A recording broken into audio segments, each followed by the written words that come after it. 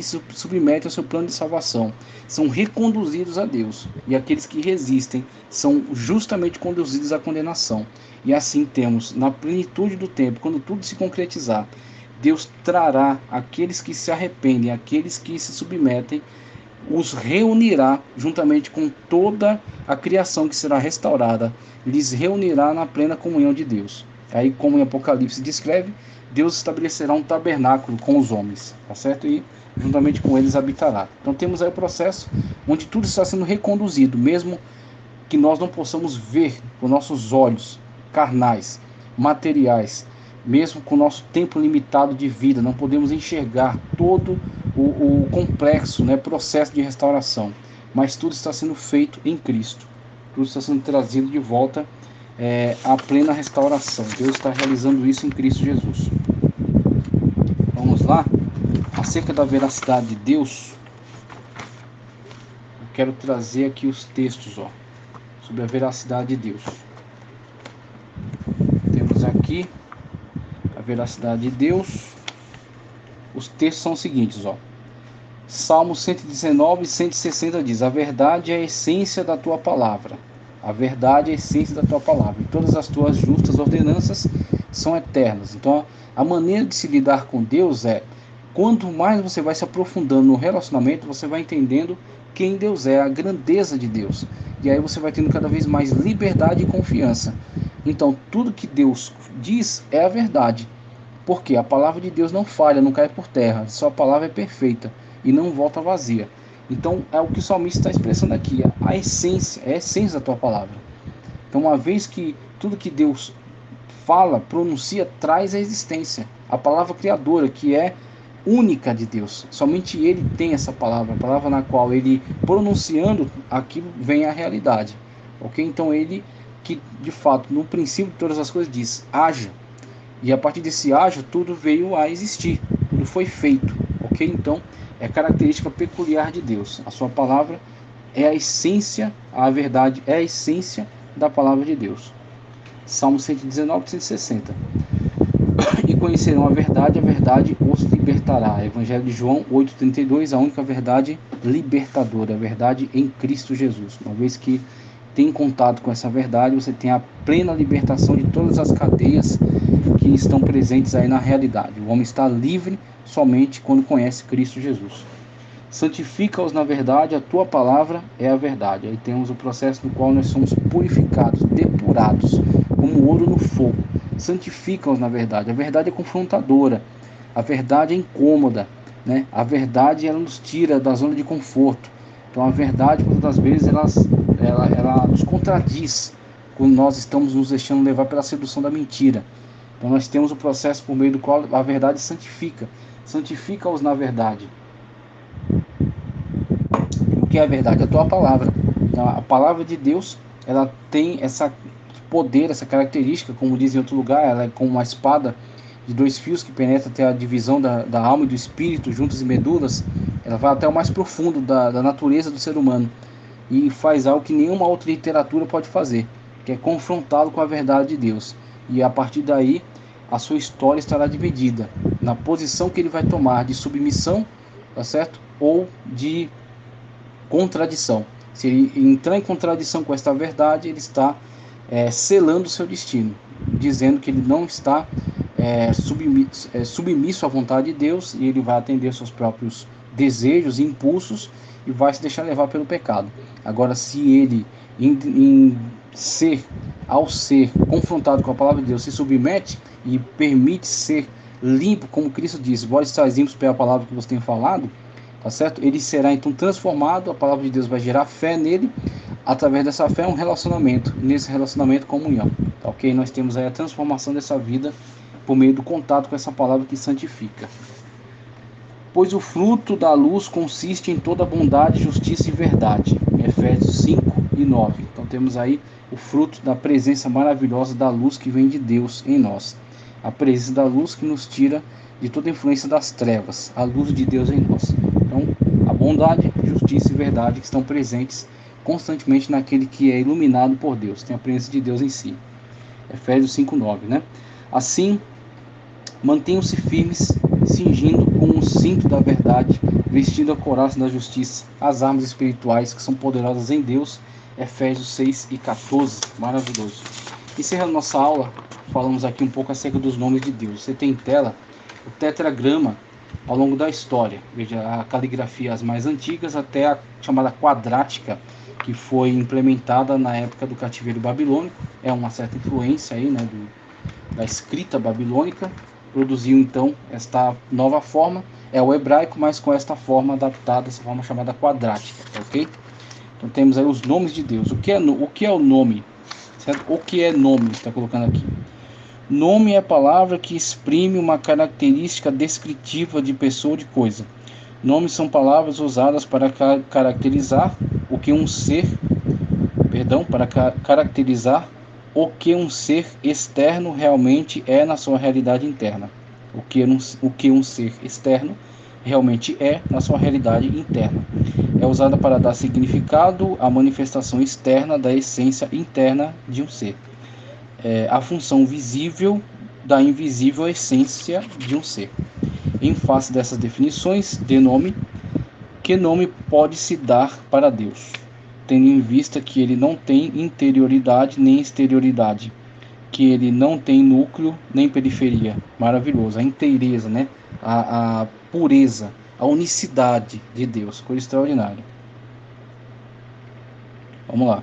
Será que uma mente finita como a nossa poderia nominar um ser infinito como Deus, sem macular a sua infinita realidade? Sendo assim, somos forçados a admitir que todos os nomes que os homens lhe deram podem até expressar o que ele realmente é, mas nenhum deles expressa o que ele plenamente. Veja a diferença das palavras. Realmente, ele é em realidade, aqueles nomes que estão expressos por meio da Sagrada Escritura, inclusive aqueles nomes compostos, tá ok? Que dizem respeito à sua ação, mas não são plenamente o que ele é, porque Deus é muito mais do que aquilo que possamos expressar. E é isso mesmo que é maravilhoso em Deus, porque nosso Deus é muito mais do que aquilo que possamos compreender ou dizer acerca dele. Por isso que nós adoramos a esse Deus, por isso que nós servimos a esse Deus, porque ele é muito mais do que nós possamos entender, tá ok? Então temos aí aquilo que somente o Espírito Santo de Deus poderia nos comunicar se nós tivéssemos inteligência para entender. Então nós temos limitações. Devido a essas limitações, nós temos que sempre compreender o que nós estamos fazendo, o que nós estamos definindo, tá certo? O que nós estamos lendo acerca de Deus. É o que ele realmente é, de fato, não está mentindo. Deus é isso, mas Deus é mais ainda. Essa é a questão. No elenco das divindades espalhadas pelo universo de todas as religiões, não existe nenhum Deus que possa ter tantos nomes como o Deus da Bíblia. É por isso que aqui, paradoxalmente, resolvemos chamá-lo de um infinito anônimo de muitos nomes. Um infinito anônimo de muitos nomes. Pois nenhum dos nomes que os homens lhe deram pode exaurir a plenitude de seu eterno ser. Nenhum atinge o clímax da essência íntima de sua perfeita e infinita natureza. Por mais que a mente humana se esforce para encontrar um nome que possa caracterizar totalmente o ser de Deus, nunca conseguirá encontrar tal palavra, tal expressão que atinja o zênite de sua infinita grandeza. Ele sempre estará para além dos nomes que os homens lhe dão. Um pensamento eu posso cogitar com ampla liberdade. Na esfera celestial, entre os seres mais elevados, tais como os querubins, os serafins e todos aqueles que nossa Bíblia não relata, ele não deve ser conhecido pelos mesmos nomes que conhecemos aqui na terra, pois até mesmo o nome do Senhor Jesus será mudado conforme ele mesmo afirma Apocalipse 3,12, o nome que somente ele sabe. Coisa extraordinária, né? Coisa maravilhosa. É a realidade de Deus, né? Um pequeno contato, né, com a realidade de Deus, que é muito superior à nossa. Por não conseguir definir Deus de forma cabal, parece que o melhor mesmo seria chamá-lo simplesmente de o Eterno Anônimo. Assim, se não acertarmos dizer o que ele é, pelo menos não diremos o que ele não é. Mas para se relacionar e se fazer conhecido pelos mortais, Deus aceitou ser chamado de vários nomes que os homens lhe deram. Mas nenhum desses nomes exaure a intangibilidade, ou seja, para além daquilo que é tangível, né, aquilo que é compreensível, a intangibilidade de sua infinita grandeza. Mas de uma forma, estou certo, chegará o dia em que almas sinceras, abnegadas e amantes da verdade saberão, maravilhoso, saberão seu verdadeiro nome, nome que boca pecadora nunca pronunciou. Coisa maravilhosa, né? Extraordinário. Então temos aí, ó, acerca do tetragrama, o Iavé. Veja só, Iavé, Javé ou Iavé em português. Esse é o nome pessoal de Deus, que na sua forma hebraica é YHWH, Iavé, conforme Gênesis 4, 26, 9, 26. Parece que esse nome já era conhecido pelos antepassados dos israelitas, mas foi em Moisés que ele ganhou grande destaque após a revelação sinaítica, Êxodo 3,14. Embora o significado desse nome seja escrito só com duas palavras, eu sou, é o que mais exalta a realidade divina. É o nome que expressa a excelsitude de Deus no mais alto grau do pensamento humano. A expressão eu sou trata-se de uma abreviação da identificação de Deus a Moisés, em Êxodo 3,14. Eu sou o que sou, né? Eu sou o que sou. Com base nessa passagem bíblica, os judeus o chamaram de o Eterno. Até hoje ninguém sabe explicar exatamente o que Deus quis dizer, né, a Moisés com essa identificação. Duas teorias são apresentadas, a da evasão e da revelação. Na primeira, Deus estaria dizendo: eu sou o que sou. Isso basta para você. A segunda se desdobra em duas. Deus se revelando como agente causador, Deus se revelando como agente causador. Eu sou aquele que faz ser, que faz existir. E Deus se revelando como ser pessoal. Eu sou aquele que realmente é, a essência do ser, né? Por meio da qual tudo veio a existir. Essa última me parece mais verossímil. Estaria declarando que ele é o ser por excelência. Muito bom. Então, a primeira, né, na qual ele fala da evasão, tá certo? Eu sou o que sou, ou seja, no sentido de que não necessita mais para você, ou seja, você não tem condições de saber mais do que isso, de que eu sou o que sou. Então essa aí é a evasiva. E a segunda que ele coloca é a da revelação, né? Na primeira, falando acerca do Senhor como Criador, e a segunda falando acerca do ser como ser por excelência, ou seja, a essência do ser, da qual decorre todo existir. Todo existir terá então sua origem naquele que é a essência do ser. Por isso eu sou o que sou. Sou por mim mesmo, sou por excelência. Maravilhoso. Então essa segunda que ele dá privilégio, que inclusive de fato é a que é mais interessante mesmo. Adonai, aí temos os termos Adonai e Jeová, tá ok? Que são termos construídos posteriormente. Então Adonai é no sentido de Senhor, diferenciando-se de Adon, tá ok? Adon que é relacionado aos seres humanos e Adonai relacionado apenas a Deus. Então temos aí já os termos Yahvé, que é o tetragrama, que é uma inspiração no eu sou o que sou. O Adonai, que é em relação ao senhorio de Deus, ao eu sou, diferentemente de Adon, que é dado aos seres humanos, e Jeová, que é uma construção da Idade Média, tá ok? Temos aí em relação aos nomes, né? Inclusive temos aqui em tela um pouco sobre o tetragrama, tá certo? O Yud Rei, Vav Rei, tá? Yud Rei, Vav Rei.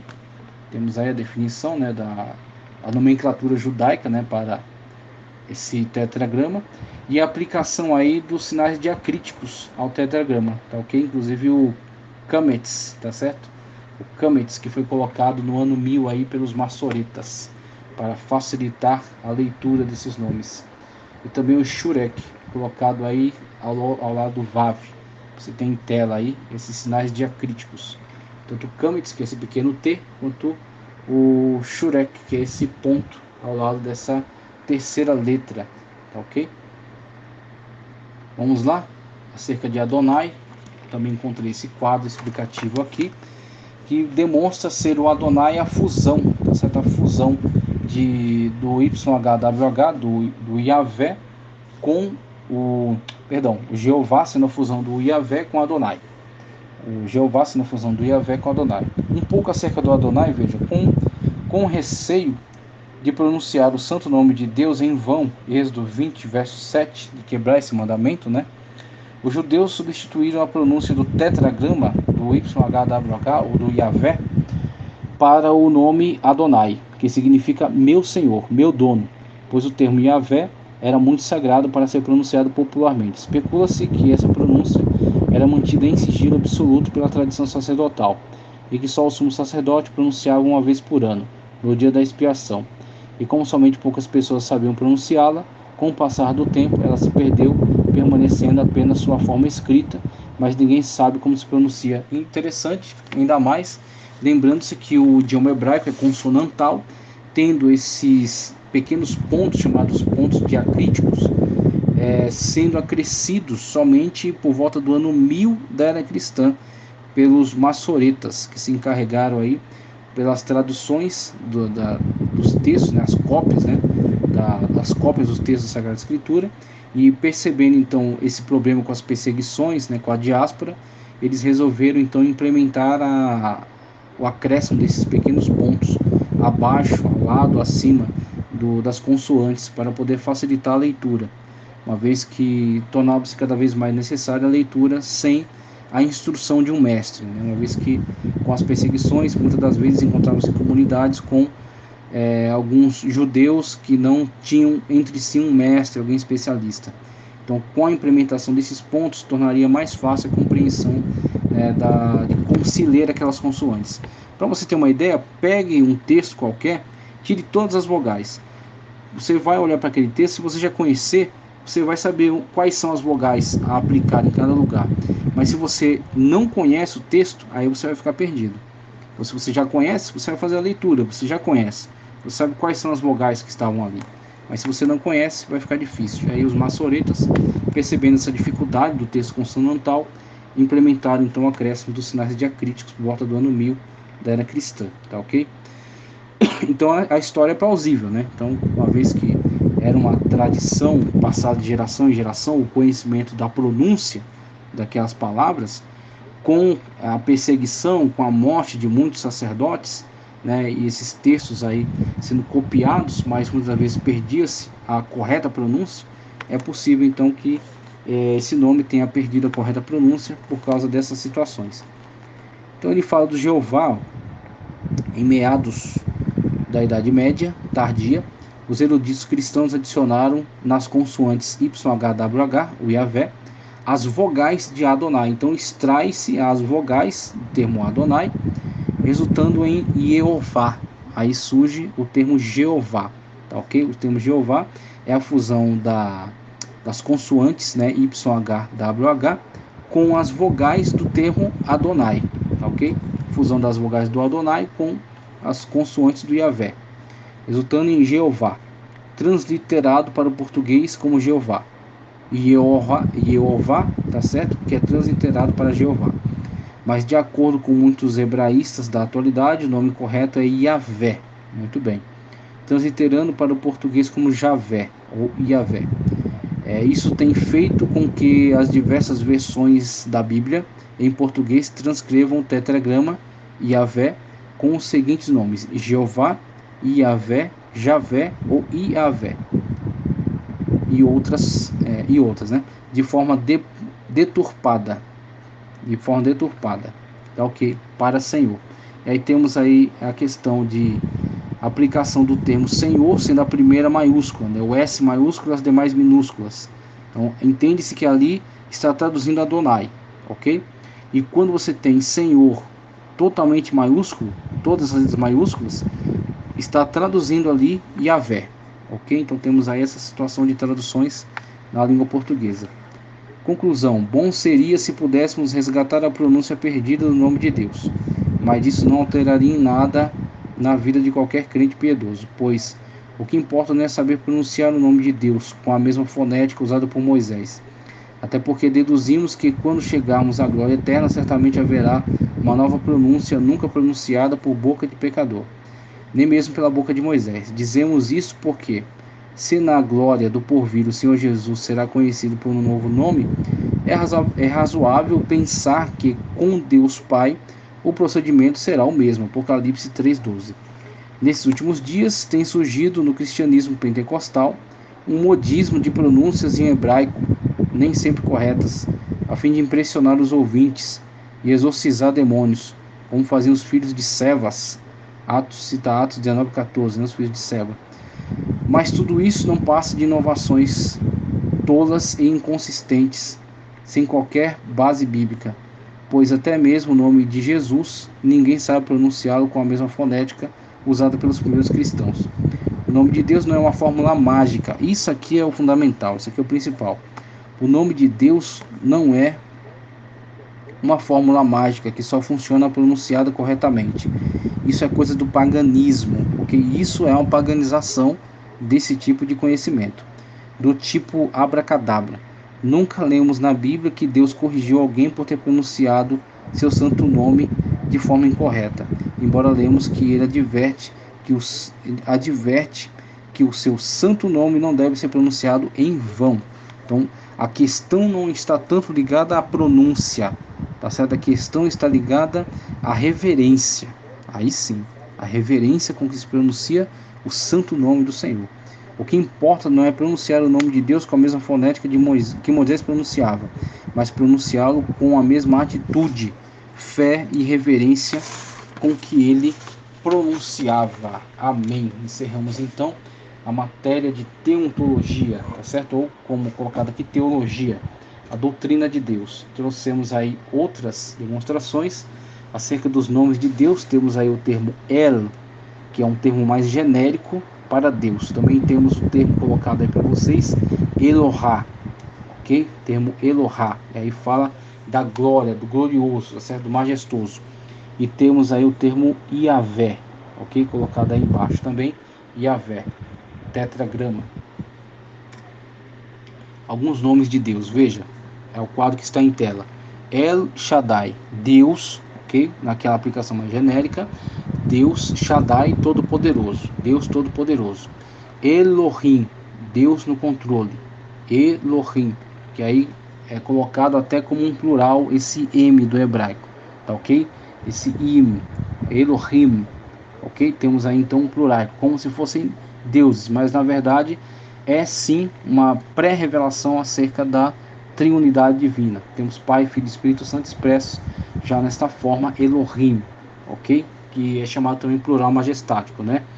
Chamar, Deus presente. Kadosh, santo. Jeová Shalom, Deus de paz. Jireh, Deus de provisão. Adonai, Senhor. Shafatar, juiz. Jeová Rafá, Deus que cura. Sedikenu, na verdade. Sedikenu, minha justiça. El Elion, não há outro igual. Chamar, Deus presente. Muito bem. Pelet, libertador. Jeová Nissi, minha bandeira. El Caná, Deus zeloso. El Rai, Deus que tudo vê. Temos aí alguns nomes de Deus. Aí outra lista. Jeová Jireh, como já trouxemos aí, e as referências bíblicas, né? Jeová Jireh, Deus proverá, Gênesis 22:14. Yahvé Ropekah, o Senhor teu médico, Êxodo 15:26, me perdoem pela pronúncia, tá ok? Mas estamos tentando, Yahvé Ropekah, o Senhor teu médico, Êxodo 15:26. Yahvé Shalom, o Senhor é paz, Juízes 6:24, está em Juízes 6:24. Yahvé Roi, o Senhor é meu pastor, Salmo 23:1. Yahvé Tzidkenu, o Senhor justiça nossa, Jeremias 23:6. Yahvé Nissi, o Senhor é minha bandeira, Êxodo 17:15. Yahvé Chamar, o Senhor está ali, Ezequiel, profeta Ezequiel 48:35. Yahvé Tsevaot, Yahvé Sabaote em alguns lugares, né? Tsevaot, o Senhor dos exércitos, Salmo 24:9 e o 10. El Shaddai, Deus Todo-Poderoso, Gênesis 17:1. El Elion, Deus Altíssimo, Gênesis 14:22. Temos aí alguns nomes atribuídos, né? Nomes compostos atribuídos a Deus e as suas devidas referências colocadas ao lado. Texto aqui da declaração de fé da Assembleia de Deus acerca dos nomes de Deus, encerrando aí nossa matéria de teontologia, doutrina de Deus. Outros nomes são mencionados nas Escrituras, os quais também revelam a natureza e os atributos do Deus de Israel. A natureza e atributos do Deus de Israel, como Elion, Shaddai, Adonai e Yahvé. O nome Elion significa Altíssimo. Bendito seja Abraão, do Deus Altíssimo. Gênesis 14:19. Shaddai quer dizer Todo-Poderoso. Apareceu o Senhor a Abraão e disse: Eu sou o Deus Todo-Poderoso. Gênesis 17:1. E Adonai significa Senhor. Eu vi o Senhor assentado sobre um alto e sublime trono. Isaías 6:1. O nome Yahvé é conhecido por meio do tetragrama, as 4 consoantes do nome divino, YHWH, Yud-Rei, Vav-Rei, né? Identificado como Jeová, ou Jeová, cuja forma foi inventada no final da Idade Média, quando as vogais do nome Adonai foram inseridas no tetragrama. A forma híbrida Jeová não é bíblica, mas assim ela foi passada para a cultura ocidental. Entretanto, aos poucos esse nome vem sendo substituído pela forma Yahvé ou Javé, que é a pronúncia mais próxima do original. O tetragrama vem do verbo ser, e aí temos a aplicação, a preferência pela interpretação como ser. No hebraico da expressão eu sou o que sou, Êxodo 3:14.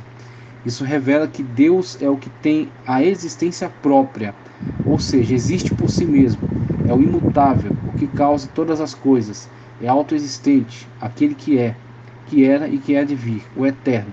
O nome Javé, tá certo? Ou Yahvé, aparece quando as características estão claras e concretas, sugerindo assim um Deus pessoal, que se relaciona diretamente com o povo. E Deus disse mais a Moisés: Assim dirás aos filhos de Israel, o Senhor, está tudo em maiúsculo, está traduzindo Yahvé, ok? O Deus de vosso pai, o Deus de Abraão, o Deus de Isaac, o Deus de Jacó, que enviou a vós, este é o meu nome eternamente, este é o meu memorial de geração em geração. Êxodo 3:15. E nisto difere do emprego do termo Elohim no Antigo Testamento. A partir do ano 300 a.C., o nome Adonai passou gradualmente a ser mais usado que o tetragrama, até que o nome Yahvé tornou-se completamente impronunciável pelos judeus. Ele dá até uma perspectiva de tempo, nos colocando aí a informação importantíssima, muito relevante, de que a partir do ano 300 o termo Adonai, né, o nome Adonai passou a ser privilegiado. E aí nós temos aí a perda da pronúncia correta de Yahvé, ok? Então nós temos aí a conclusão, né, com esse texto maravilhoso aí da declaração de fé da Assembleia de Deus.